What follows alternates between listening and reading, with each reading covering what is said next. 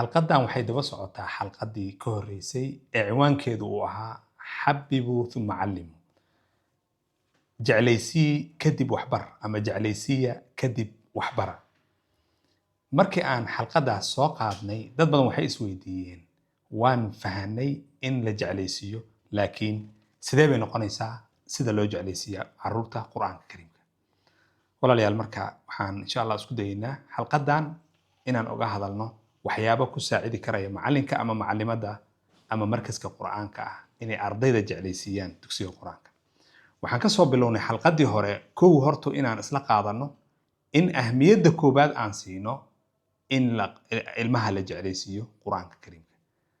oo macalinka iyo dugsiga iyo maamulku ay ka wada fariistaan oo ay ka fakaraan kayfa nuhabbibu alqur'ana lil atfal ee casharka say uga baxaan bal adigu hadaa maamulo tahay bal ka fakar caruurtii casharka ma ka baxeen ma soo xaadireen ma maqnaadeen macallimiintii ma joogaan kaliya miyaan ka fakartaa mise waxaa ka fakartaa caruurtan see baan qur-aanka u jeclaysiinaa sidee baan ooga dhignaa kuwo qur-aanka inay ku dhaqmaan doonayo leanna haddii qur-aanka la jeclaysiiya halkaa waxaa ka dhalanayso risaaladii qur-aanka inay xambaaraan ay halkaa kasii wadaan waxaan u kala qaybin doonaa 3 qaybood oo 3 marxalo ama 3 heer ee caruurtu ay soo maraan ah markii ay korayaan waa waxa loo yaqaano maraaxil numuw koritaanka caruurta ee marxaladaha ama heerarka ay soo maraan maada dhan baa jirto oo loo dhigo macallimiinta kuliyadaha tarbiyada iyo kuliyadaha cilmi nafsiga iyo lagu barto oo la yiraahdo cilmu nafsi numuw bal hadda carabiga taqaano cilmu nafsi numuw intaad ku qortid waxaad akhrisaa marxaladaha ama heerarka ilmaha uu soo maro heer walbo kamid ah cunugu waxa uu u baahan yahay iyo dabeecadihiisa waxa ku badan waa waxaan u baahannahay waalidiin ahaan aabayaasha iyo hooyayaasha u baahan yihiin macallimiintana ay u baahan yihiin marxalada koobaad waa markii aan ka reebno marxalada cunugu aad u yar yahay ilaa markuu dhasho 3 sano ugu horeyso laga bilaabo 3 sano ilaa iyo 6 sano cunuga ama ilmaha yarka ah waxyaabaha uu u baahan yahay iyo qaabkii aan uga faa'iideysan lahayn oo quraanka aan u jeclaysiin lahayn inta badan waalidiintu caruurta waxay dugsiga ku keenaan 4 ama 5 sano heerka koobaad caruurnimada waa 3 ilaa iyo 6 sano inta u dhaxayso waxaa loo yaqaanaa طفولة المبكرة ama caruurnimada hore ayadoo laga reebayo marxalada labaad oo la yiraahdo الطفولة الوسطى caruurnimada dhexe iyo marxalada saddexaad ama heerka saddexaad ee cunugu uu qaangaarka ku jiro loo yaqaan almuraahaqa af carabiga ama teenagerska lagu yiraahdo luqadda ingiriiska marxaladan ugu horeyso ee marxalada طفولة المبكرة ama caruurnimada hore walaalayaal waxaa muhiim jiddan ah inaan isla qaadano waa marxalad ama heer aad iyo aad muhiim u ah oo diraasaadka iyo cilmi baarista la sameeyay ay qirayaan in cunuga wixii uu la kulmo 60 sano ee ugu horeyso noloshiisa qaabkii loola tacaamulo iyo wixii lagu tarbiyadeeyo iyo wixii uu ku koro iyo wixii guriga uu ka arkay ayaa qayb weyn waxay ka noqonaysaa noloshiisa inta ka dambayso saameyn weyn ku yeelanayso marka qodobka koobaad waxa weeye waa marxalo ama heer aad iyo aad muhiim u ah anagu waan iska yaraysanaa ilmahan wuu iska yaryahay baan sidniraahna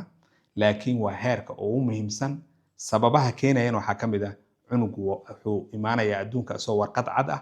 wuxuuna isku dayayaa 6 sano hore wax walbo inuu koobiyeeyo oo wax walbo uu maskaxdiisa u geliyo oo waxa ka dhacaya heerarkii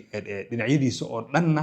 wuxuu u qaadanayaa wax ay tahay inuu koobiyeeyo waa aragtay inuu koobiyeeyo ama uu qaato waa aragtay ilmaha yarka markaad tukanayso farta haddaad taagtid uu kula taagaya haddii aad dhaqaaqdid wuu kula dhaqaaqaya xitaa wax aan salaada ka mid ahayn ama xaraka ah haddaad samayso wuu kula samaynayaa liannahu waa warqad cad waraqa baydaa wax walba oo adduunka yaalo oo dhan buu koobiyeynaya marka waalidku si oola dhaqmaya asaga caruurtu si isla dhaqmayaan sida loo arko haddii maarta la dhiirigeliyo ama jacayl iyo dhiirigelin iyo lagu sameeyo ama haddii la bahdilo oo la niyad jabiyo waxaasoo dhan wuu kaydinayaa hadhowtana noloshiisa oo dhan ayay la soconaysaa marka qodobka horta waa qodob muhiim ah inaan marka horete aan meel isla dhigno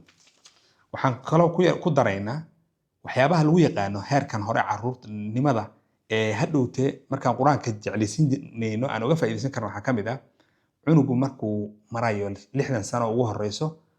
sifaadka ugu badan oo lagu yaqaan waxa kamid ah wuu dhaqdhaqaaq jecel yahay waa xaraki waxa la yiraahdaa yamtaazu bil harakati al kathira dhaqdhaqaaqiisa iyo orodkiisa ayaa badan waa wax marxalada kamid ah waa cunug boodboodo ama qayliyo ama qalqaali bay dhahaan Soomaalida qaar ma ahane waa wax kamid ah marxalada way kala badnaan karaan qaabka xarakadooda iyo dhaqdhaqaaqooda iyo orodkooda way kala badnaan karaan laakiin ciyaalka marxalada ku jiro waxay sifaadkooda guud kamid ah waa ciyaal waa ilmo wuxuu jecel yahay inuu dhaqdhaqaaqo waxa ku jirto quwad badan in yar meel ma fadhin karayo walidaalika xanaanooyinka carruurta ama rawdada waxa loo yaqaano waxa aad iyo aad loogu dadaalaa caalamka xilligaas oo kale markay tahay in xisadaha inta badan ay ciyaar noqdaan hal xisado 40 daqiiqo soconayso ma jirto xisaduhu waa 20 daqiiqo carruurtana inta badan way ciyaarayaan waa dhexdaas waxaan soo booqday xarun kamid ah xarumaha xanaanooyinka carruurta ugu caansan dalkan Qatar oo jaamacadda Qatar hoos imaado taqriiban 40 sano ay jirtaa 40 sano marka waan soo booqday waxaan u soo booqday website-kooda waxaan ka arki jiray waxa ay sameynayaan iyo majalad ay soo saaraan markaas bal khibradahooda saan u soo eego ayaan soo fiiriyay waxyaabihii marka ay ii sheegeen macallimaad baa meesha haysto maamulayo heerkan hore carruurta waxaa fiican in gabdhaha macallimaadka loo dhiibo maxaa yeelay waxay u baahan yihiin hooyonimo iyo dareen laga yaabo inay ragga ayna ka helin waxyaabihii ii sheegeen oo kamid ah waxyaabaha la yaab kale waxaa kamid ahaa xisadahooda waxay dhaheen waa 20 daqiiqo kaliya fasalku wuu weyn yahay halkan hadday ku qaataan xisada qaybteeda kale ama xisada soo socoto dhinaca kalena sabuurad kale ku dhagan oo xagga kale loo sii jeedinaya sababtoo ah ciyaalku markay heerka ku jiraan ma sabri karayaan wax yar kuma dhageysan karo anaga waxa la yaabaa inaan maanta dhan intii dugsiga la keenay ilaa halka fariiso ilaa iyo duhurkii qaar waxa la leeyahay cunnada meesha loogu keeno hadday suuragal tahay cunada in loogu keeno hadii la rabo waxa weeye waa in ciyaaro helaan oo meesha ay ku dhex ciyaarayaan walow ha ahaato meesha ay joogaan qolal oo meel lagu ciyaaro aan lahayn qolka dhexdiisa xitaa ha ku boodboodaan ama ha isku cayrsadaan waxay u baahan yihiin carruurtu dhaqdhaqaaq ayay xilliga u baahan yihiin marka sideen uga faa'iideysanaa marka wayaan hadda u imaan doonaa waxyaabaha ciyaalka ay aad iyo aad ugu baahan yihiin heerkan markay joogaan oo ugu horeeyo waa alxub wal xanaan inay dareemaan in la jecel yahay in loo dhimrinayo inay dareemaan waa waxyaabaha ugu muhiimsan oo carruurta maaragtay xilliga markay marayaan sifaadka guud ee cilmi nafsiga markii laga sheekaynayo ay leeyihiin waxaa kamid ah sifaadka ay leeyihiin xilligan markay joogaan waxay u baahan yihiin amni yani xasilooni iyo inayna baqayn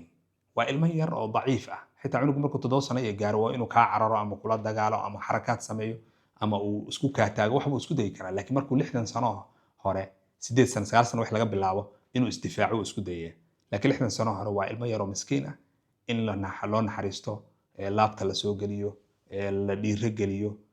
maaragtay ayuu u baahan yahay marka anagoo intaa ka dhaqaaqayno sidee baan quraanka marka aan u jeclaysiinaa ilmaha markay marxaladan marayaan midda ugu horeyso waxa weeye waa in dugsigu uuna noqonin meel cunuga uu ka dareemo xirxirnaan leeyahay maxaan soo niri meesha dhaqdhaqaaq bay ciyaalku u baahan yihiin marka in dugsiga meel lagu ciqaabo la fariisiyo ayna noqon ciyaalka waxyaabaha u diidaan markay da'da yihiin dugsiyaasha waxa kamid ah inay dareemayaan in aad loo xanibayo oo hadda fasalka dhexdiisa markay tahay fasalka wuxuu u baahan yahay in la maamulo oo si nabad ah loo carruurta ay si degan u joogaan laakiin maca dalik inay marmar istaagi karaan in macalinka u tagi karaan macalin saas ay dhihi karaan sabuurada agtiisa ay ugu tagi karaan macalinka dhaqdhaqaaq inuu jiro kow waxaa kamid ah waxyaabaha lagu jeclaysiin kara meesha in tartanna ay jiraan oo xisado un isku furan oo ilaa iyo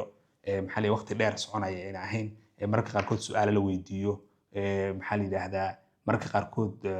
cajal iyo wax loo shido oo ay dhageystaan in wixii la kala badbedelo nashaataadka qaabka wax loo baranayo in wax laga badbedelo ayay u baahan yihiin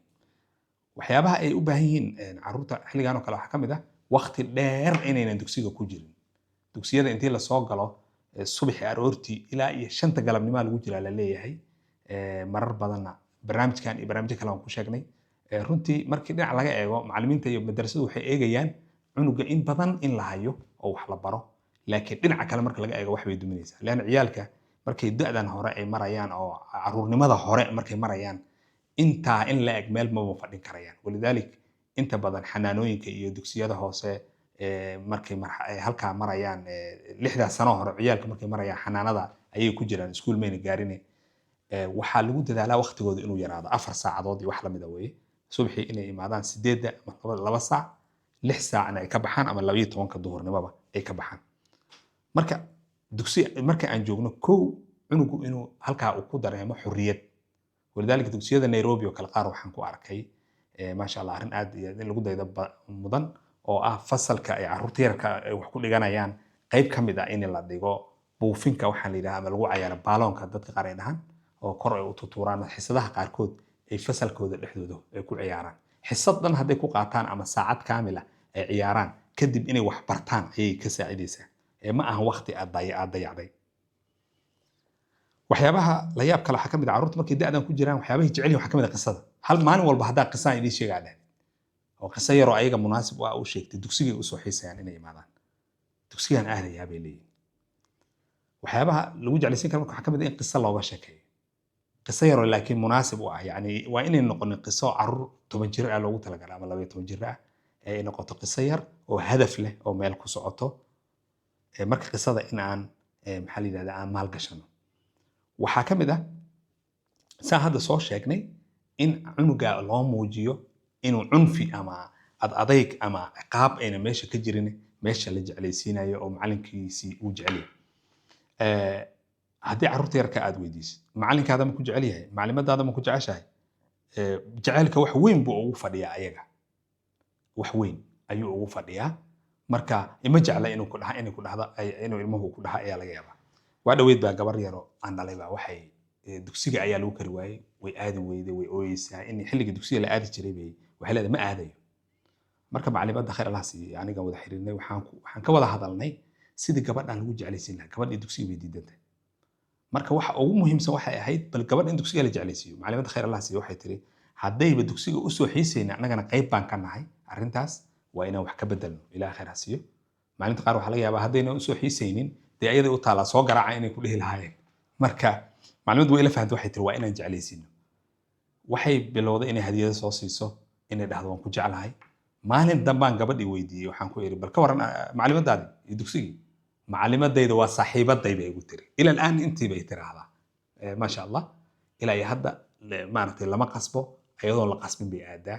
maclimadayda waa saaxiibaday waan jeclahay bay tiri way jeceshahay iyadana yani waa ilmo yaroo jiro maaragtay 5 sano waay marka waxay ku tusinaysaa ahmiyadda ay leedahay cunuga xilliga markuu marayo in lagu baro at-tarbiyatu bil hub wal hanan qalbi jilicsan iyo in la dhiirigeliyo in la amaano waxay u baahan yihiin saan hadda soo sheegnay carruurta markay 6 sano hore ku jiraan amaan inay amni helaan bay u baahan yihiin inay amni helaan ayay u baahan yihiin amnigaas waxa weeye waa inayna baqayn haddii ka hor dugsiga dhanba meel laga baqo la isku garaacay tahay kow marka ay imaado cunuga uu imaado oo dee dugsiga ku soo biiraba macallinkii ciyaal garaacay hadduu arko fariiso waryaa halkaas lagu yiraahdo waxyaabuhu rabay wax badan oo ka mid ah meeshu kama helaa kow wuxuu u baahnaa cunugaas inuu jacayl uu helo jacaylkii muuna helin wuxuu u baahnaa in uu helo maxaa la yiraahdaa inaanan la cadaadinin oo meel fariisa aan lagu qasbin oo ama xisaduhu ayna dheerayn dugsigeennana intaa ma yaalaan marka koo horta xorriyad kama helayo iyo meeluu inuu yara ciyaaro ama uu dhaqdhaqaaqo waa casharo isku bixisa halkaa unbuu inuu fadhiyaa laga rabaa hadduu dhaqdhaqaaqo xitaa in la garaaca laga yaaba kow labo dhiirigelin iyo qalbi wanaagsan iyo macallin dhoolla caddaynta ka mid ah bashaashnimada iyo dhoolla caddaynta macallin cunugii u dhoolla caddaynayo oo soo dhaweynayo hadafka ugu weynba inuu ahaado macallinkan see cunugan ku saamaysa waa ilmo yaroo miskiin oo 6 sano hore ku jiro seebuu ku jeclaadaa meesha marka waxaan u baahanaa marka waxyaabahan u baahanahay ka mid ah in cunugaas la dhiirigeliyo waxaa ka mid ah tashjiica ama dhiirigelinta ayaa ka mid ah waxyaabaha soo kabi karo qalbigiisa oo jeclaysiin karayo inuu markaska uu jeclaado oo uu maaragtay u soo xiiso keenayo in la dhiirigeliyo maasha Allah wiil fiican baa tahay ama gabar fiican baa tahay waxaa ka mid ah walaalayaal oo la yaab leh hadiyadda waa 6 sano horaan weli ku jirnaa ciyaalka hadiyad yar haddii la siiyo waa runtii saameyn la yaab lahay leedahay gabadhayda yar oo 5 sano jir ah ayaa maalin dhexdaas maclimadeeda waxay ku tiri maalinka arbacada haddaad dadaashaan oo xilli fiican ay imaadaan oo ma aragtay casharka si fiican uga baxdaan maalinka arbacada ah buskud baa idin siin doonaa taqriiban gabadha 3 mar 4 mar way ii sheegtay ama 3 mar ugu yaraan way ii sheegtay aaba arbacada buskud baa nala siinaya marka arbacada inay gambiso ama ay oydo ama dugsi ma aaday ay dhahdo ma dhici doonto ya aaba arbacada buskud baa nala siinaya maclimadeena waxay tiri haddaa gabdha fiican noqotaan arbacada buskud baa idin siinaya alhadiya tahaadu taxaabu nabiga waa isaga yiri calayhi salaatu wasalaam xadiiska saxiixa marka halkaa waxaa ka caddaaday cunugan inuu meesha u soo xiiso waxaa qayb ka ah hadiyadda in hadiyad la siiyo marka wuu u soo xiisayaa inuu imaado ayuu nin saaxiibkay oo dalkan qatar degan ayaa wuxuu iga sheekeeyey gabar yar uu dhalay oo dugsiga dhigata wuxuu yidhi gabadhayda maalinkii dugsiga in laga baajiyo ama gaarigii qaadi lahaa ama wax ay si noqdaan way oydaa buyi waa nin soomaali oo halkan qatar ku nool runta arrinta aad bay iisoo jiidatay marka waxaan ku yidhi iisoo ogow maxaa keenay gabadhaa yar dugsiga maalinkan la aadaynin inay oydo wuxuu yidhi meeshay jeceshahay wiil iskuulka markay ka imaato marka dharka iska bedelaysaa inay dugsiga aaday rabtaa wey sababtoo ah maclimaadku way soo dhaweeyaan waa ku jecelnahay maasha allah gabar fiican baa tahay carabtu waxayba dhahaanba yaa amuura yaa jamiila yaa magacyo fiican baa loogu yeeraya yaa salaam hebel waxaa weeye leeyihiin waa wiil aad iyo aad u cod qurxan hebel waa la ammaanayaa cunugii ammaantan qofka bini'aadamka hadda haddii qof adiga uu ku ammaano adoo qof weyn ah hadduu ku ammaano waa iska jeclaanaysa qofkaasaa jeclaanaysa maasha allah macallin hebel waa nin cajiiba macallin nin cajiiba haddaan ku iraahdo maalin walbo والله ninka adduunka ugu fiican inaan aniga ahay baa aamin cunuga inaan ahay baad aaminaysa cunuga yar marka maxaad moodaa amaantaas sida uu ugu baahan yahay ama ay u saameyn karayso bal adigaba qiyaas marka ilmihii yarka ah marka wuxuu u baahan yahay in la amaano oo la yiraahdo waa wanaagsantay marka wuxuu ninkii baan ka sheekeynaynay wuxuu yiri gabadhayda maalinkaas waxyaabaha ay u oydo in dugsiga ayna aadaynin waxaa ka mid ah buu yiri maclimaadku way ammaanayaan way soo dhaweynayaan hadiyad bay siinayaan su'aal yar bay weydiinayaan hayeyaa waxa sheegi karo markii su'aasha la weydiiyo waxaas yaa garanayo aniga hadday dhahdo sheegto hadiyad bay helaysaa gabdhaha saaxiibadeeda ay la ciyaaraysaa is arkayaan waxyaabaha carruurta markay ku dhiirigeliyo da'daas hore waxaa ka mid ah saaxiibtinimada in ayaga dhexdooda la waaniyo oo inay isla saaxiibaan heblo iyo heblo waa saaxiibo ama dad walaala ah tihiin dugsiga isla dhigataan inaad isjeclaataan ina maaragtay lagu waaniyo marka marmar carruurtaada yarka waad arkaysaa saaxiibaday hebla la dhahaa ayay ku hayaan saaxiibaday heblo waa sida u fiirso ilmahaada yarka 5 sano 6 sano markay jiraan waxay kaaga sheekaynayaan ilmaha saaxiibkood ah magaciisa saaxiibaday hebla saatiri maxaa yeelay waa waxyaabaha loo yiraahdo carruurta in ay dugsi wax ka dhigtaan aad iyo aad bay u fiican tahay guriga intii loogu dhigi lahaa haddii guriga loogu dhigo waxaa laga yaabaa dee saaxiibtinimadii iyo dhinacii ijtimaacigii bulshanimadii meesha ayaa ka baxayso marka walaalayaal arrimahaas oo dhan runtii muhiim jiddan waaye waxay qayb naga siinayaan in cunuga uu quraanka uu jeclaado waxaa ka mid ah waxyaabaha muhiimka ah casharka cunuga uu qaadanayo inay noqoto cashar la eg maskaxdiisa oo uuna maskaxdiisa wax ku culus uuna noqonin wax ku weyn uuna noqonin in ku filan oo asaga ku qiyaasan uu noqdo ولذلك carruurta markii casharka hadii lagu badiyo dugsiga waxyaabaha uga cararama kamid macallinku waa inuu fiiriyo ma ahan inuu half kaliya uu ku wada socodsiiyo waxa la yaabaa mid baa 3 sadar u baahan ama 5 sadar u baahan cunuga waxa uu ka bixi karo hadii lagu wado ayaa ka fiican in lagu qasbo wuxuu rabin laanahu qalbi ahaan buu u dhimanaya wuxuu isaaminaya inuu qof damiin yahay waxba uuna fahmi kareynin marka waalidka laftiisa waxa la rabaa inuu ogaado carruurtiisa inta ay qaadan karaan oo uuna ku qasbin macallinka uu dhahay macallin inta inuu cunugan qaataan rabaa may cunug wuxuu qaadan karin in la siiyo ma ahan kii 5 sadar qaadan karo kii 3 uu dhamayn doonaa fi nihaaya waxa laga yaabaa insha Allah markuu 5 juz gaaro ama 10 juz inuu maskaxdiisa u furmato oo isbedesho quraanka barakadiisa ayuu wataayo Ilaahay subhanahu wa ta'ala uu maskaxdu carruurta ugu furaa in badan oo kamid waa aragteen marka hore say daciif u yihiin bay marka dambe u kala furmaysaa marka cashar la eg in la siiyo ayaa kamid ah waxyaabaha ciyaalka lagu soo jiidan karo oo xarunta lagu jeclaysiin karay waxaa ka mid ah waxyaabaha muhiimka ah markii ciyaalka inaan meesha aan jeclaysiin aan ka hadlayno markii cashar la eg cunuga uu qaato marka uu ka baxayo oo uu imaado